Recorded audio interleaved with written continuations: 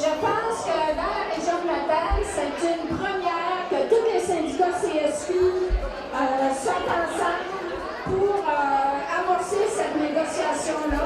Et je pense que c'est une très bonne idée de commencer à sympathiser et d'être solidaire entre nous, CSQ, pour finir avec le Front commun.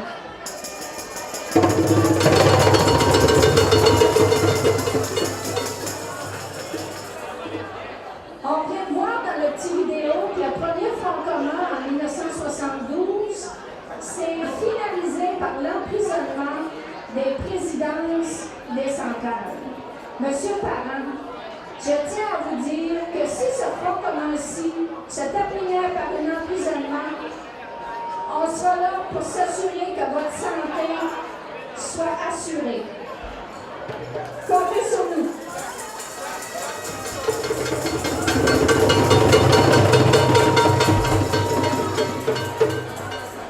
Nous, le syndicat des infirmières, infirmières et allothérapeutes de l'Est du Québec, on représente 1650 membres répartis sur tout le territoire de la Gaspésie, dont aux alentours de 270 membres à Matane exactement. Pour la prochaine négociation, il y a des grands enjeux en santé. Je ne vous cacherai rien si je vous parle de pénurie de personnel, de problèmes d'attraction des jeunes dans nos professions et de rétention de celles qui sont là.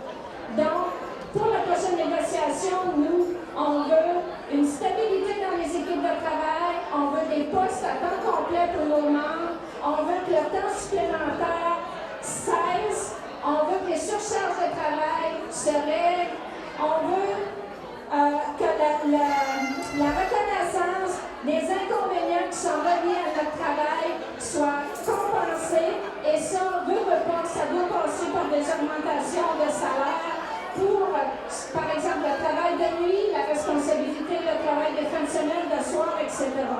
On doit avoir des moyens pour garder nos jeunes, mais plutôt attirer nos jeunes dans nos professions, parce que la pénurie de personnel, présentement, on réussit à embaucher, au niveau des infirmières, par exemple, une infirmière pour 5 qui partent à la retraite. Donc, impossible de continuer à donner des services dans cette structure-là. Et si on regarde, par exemple, à Matane, même, où on a des problèmes importants présentement, plus de directeur général au C3S de Matane, plus de direction des ressources humaines. Donc, des problèmes importants qu'il faut régler dans le cadre des prochaines négociations. Et on pense que ce que le gouvernement nous a annoncé dans son dépôt, rien du tout à voir avec les problèmes qu'on a identifiés.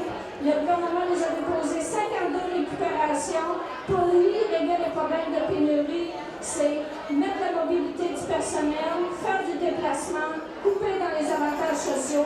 C'est non, il n'y en a pas question. Il faut voir à plus long terme si on ne veut pas se retrouver dans les régions avec des établissements de santé qui vont devenir des dispensaires parce qu'on n'aura pas de personnel pour donner des services à la population. Donc, c'est là-dessus qu'on va se battre pour les prochaines négociations.